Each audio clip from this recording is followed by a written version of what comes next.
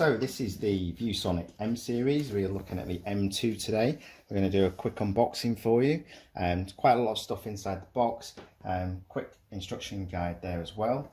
Inside you've got all of these accessories. So you've got various cables including a USB-C, and that can actually go in the back of the unit here and also underneath the unit.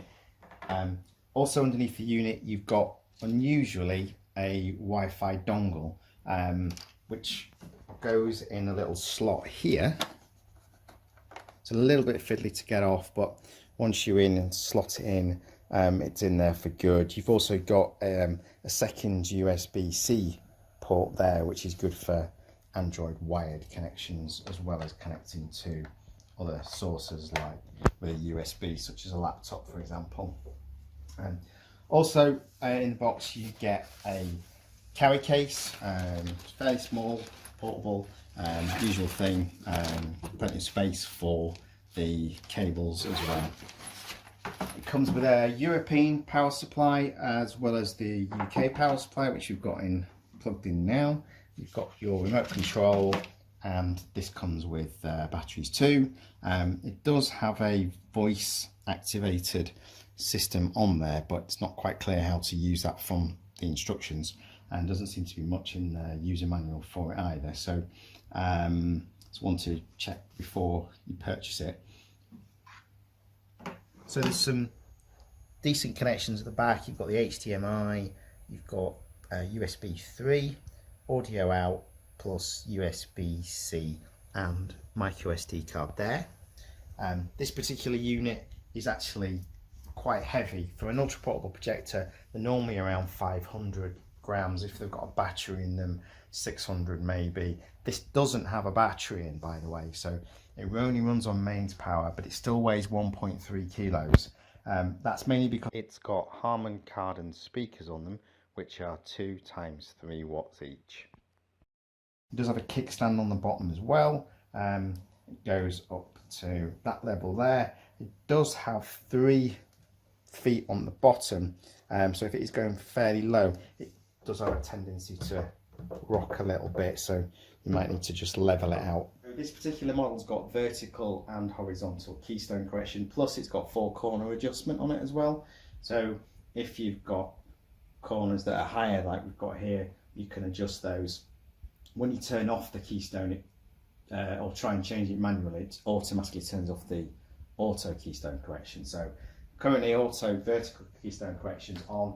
If I just move the stand down, you can see it's not quite flat to the wall, and it quickly automatically changes to parallel. So if we then want to have a look at doing it with the horizontal and vertical keystone correction, if we move it to the left, let's say you want to project from a bedroom table or what have you, then you could potentially project like this. Obviously you can see it's completely skewed. With the horizontal keystone correction, you can flip it so it brings it back to normal.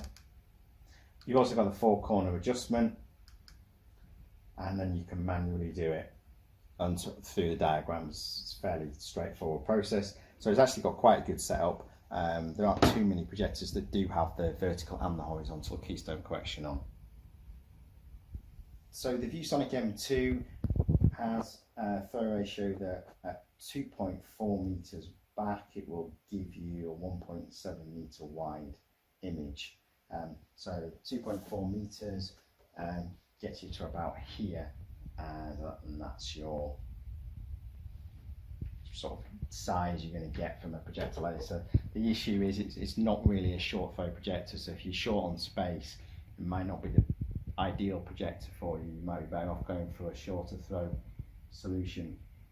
But if you do have a large room and want a large cinema screen image, then this would be an ideal solution. So just to take you through the settings that we've got the Aptoid menu. All the various apps are then downloaded into the App Center, and you can control your files through the File Manager. Screen mirroring for smart TV, so straight from your device, whether it's a smartphone, a laptop, or an iPad or Android tablet. And then you've got various different settings. So if we go to the settings menu first, you've got your standard network settings where you can set up your Wi-Fi so you can connect directly to the internet from the projector. Then in basic settings, you've got the usual language, and then all your Keystone correction systems. And then in the advanced settings, you have the various different options on power, so you can have eco mode, and you can even turn it on with a sleep timer. So there's quite a few useful features in there. You can do remote firmware upgrades for this as well, which is always useful. But it's a fairly basic menu system. So looking at the file management menu, you can select this to either download content from a USB or micro SD card in the back here, or you can use the local storage on the device itself. And then going back to the home menu for a second, you've also got the screen mirroring option, and there you just basically, whether you've got an Android or an Apple phone, you just follow the instructions, and with Android it's a quick smart view. With Apple, just connect to the same network and then find the projector on the network, and then you've got full screen mirroring from your tablet or phone, and you can even do it from some laptops as well, where you cast it straight from a Windows 10 laptop. Then moving on to the App Store. So this is like a smart TV with app toys, so this is quite common across most of the latest smart TVs and also ultra portable projectors. So if you see Aptoid TV, that's what it means. So you've got plenty of choices, the usual things you'd expect on a smart TV.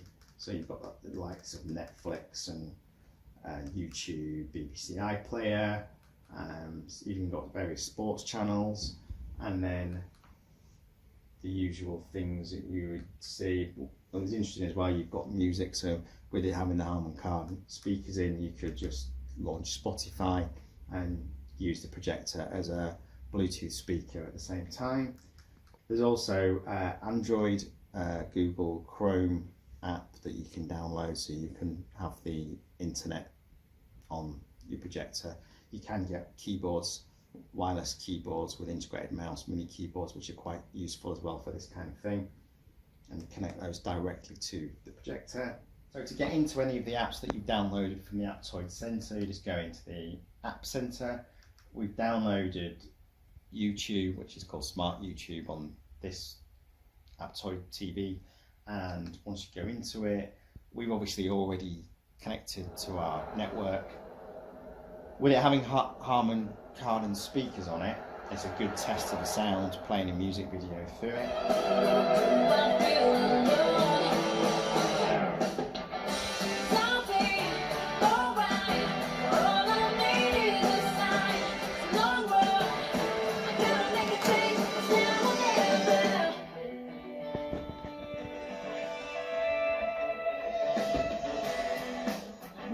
At my own pace.